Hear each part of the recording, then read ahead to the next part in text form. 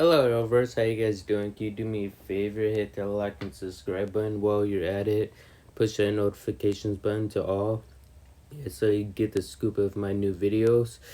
Now, this episode surprised me. I did not expect this outcome. Let's just say that, well, this is what their videos are for, but this is going to be a recap video, actually. Season 6, episode 4. So we see this. Apparently, the Speed Force is talking to Dion. She manipulates him by joining her side and attack for Barry and Team Flash, basically. And so, Team Flash is actually explaining to Alexa of how she's actually related to Barry and Iris. It's connected inside her DNA, basically. It's sort of like the Speed Force. It's inside all of them, basically, but it's a different type of force. Meanwhile, I believe it's Camellia. She has a job interview in Miami. Now, the thing is that last episode, she said that she had a job offer in San Francisco. They're going to move there. I have no idea what their plans are, but we finally see Basher's real identity, aka Foresight. So he's targeting some old friends of his, some billionaires, basically. That's his agenda, I suppose. So at the crime scene, yes, he ends up dying. So Iris is at the crime scene, so is Barry, of course. And there's also Joe. And this episode also surprised me with Joe. So they're actually wondering what happened, and they know it was Basher that caused this accident. And now Iris has a lead. She believes that he's targeting some old friends of Basher's.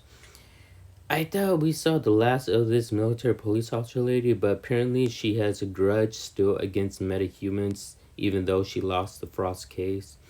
Other than that, Team Flash is trying to help Alexa with her powers to bring out the Strength Force. Basically, Barry kind of persuades her and forces her a little bit, but she's still not ready at the moment. And this force field kind of reminds me of the one on the Wave Rider from DC Legends of Tomorrow.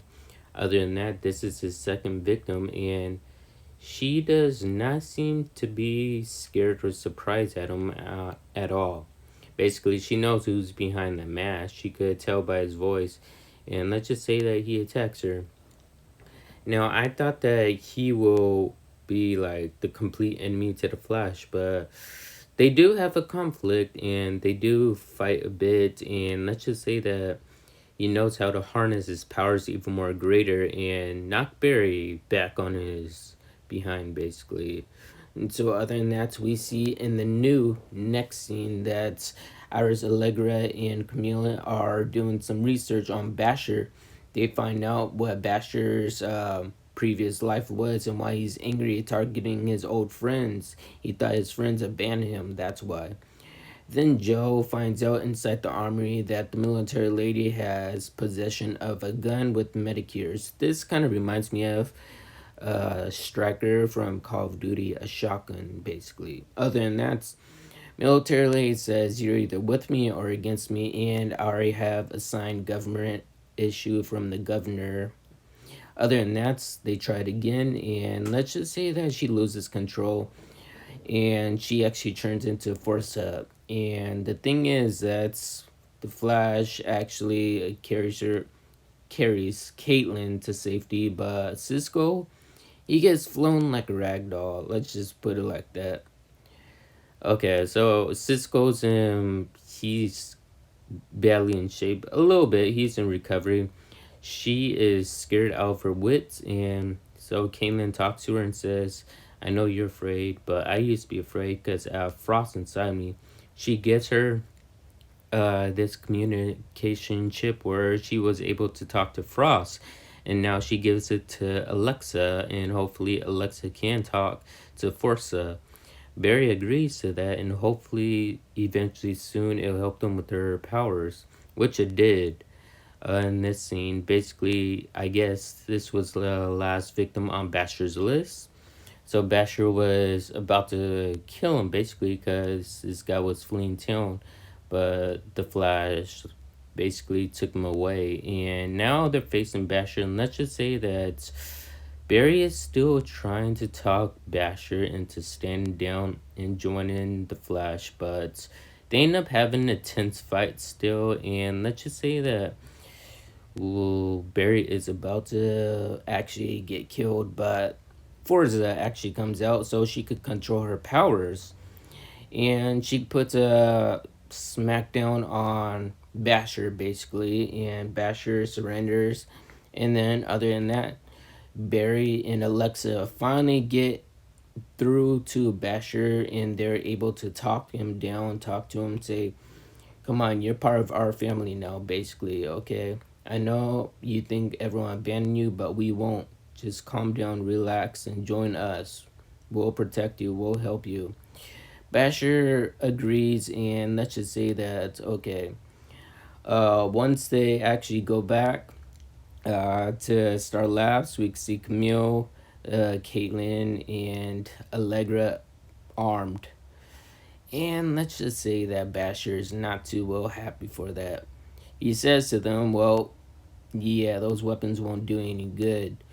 And it really does make Alexa mad, and siblings are about to have their first fight. And let's just say that the rest of the Team Flash, once they see that a fight's about to break out between two siblings, they scatter. They're like, okay, I'm busy right now, I gotta go. And well, let's just say it's up to Barry and Iris, since they're the parents and they had to stop the situation from escalating. Other than that, Joe actually talks to the lady and he's resigning his job from being detective of the SCCPD. Anyways, Barry is trying to explain to Basher what exactly is going on, but then the Speed Force and Dion show up. Dion freezes Flash, Barry, and let's just say that, yes, Nora does the exact same thing that she did to Alexa in the previous episode. Sends a lightning bolt, but she sends lightning bolt to all three of them: Iris, Alexa, and Basher. They're on the ground now. Don't worry, they're not dead. They're just unconscious. Basically, that's what they are. So, we're going to have to find out what happens next in a new episode next week. This was an interesting episode.